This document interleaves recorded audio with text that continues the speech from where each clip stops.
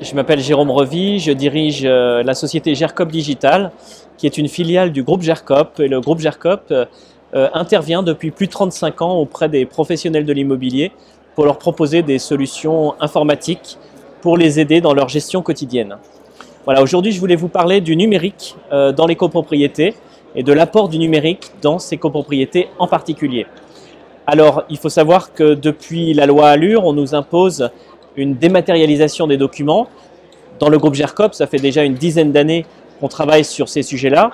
La mise à disposition de tous les éléments qui sont dématérialisés pour tous les intervenants de la copropriété.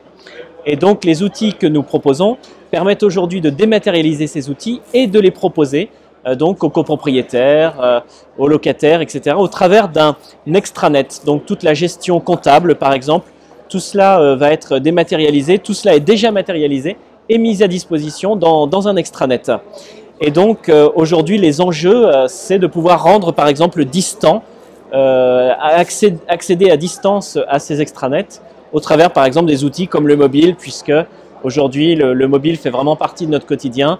Quand on est un locataire ou même un copropriétaire, eh bien on aime avoir son décompte de charge par exemple depuis son téléphone pour pouvoir le regarder à distance ou à des moments où on est plutôt capté par son téléphone.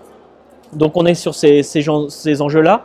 Et puis il y a un autre enjeu, c'est le paiement des charges directement en ligne. Et ça, c'est désormais possible depuis déjà plusieurs années, même si c'est peu utilisé. Ça représente peut-être 20% des transactions. Ça reste quand même un élément qui va se développer dans les années qui viennent. Et puis on a deux nouvelles innovations qui vont apparaître. Il y a des systèmes de gestion des incidents qui vont par exemple permettre à des copropriétaires ou des locataires de signaler un problème dans un immeuble, une ampoule qui serait à changer, etc. Simplement avec son téléphone, en prenant une photo et en l'envoyant au travers de son extranet mobile. Et grâce à cet outil, eh bien, tout le système d'intervention qui sera mis en place sera complètement automatisé, complètement transparent pour tout le monde. Et on pourra faciliter vraiment cette relation entre le copropriétaire, le locataire, le syndic, bref, entre tous les intervenants de la copropriété. Et puis une innovation également que l'on commence de voir apparaître, c'est ce qu'on appelle le BIM.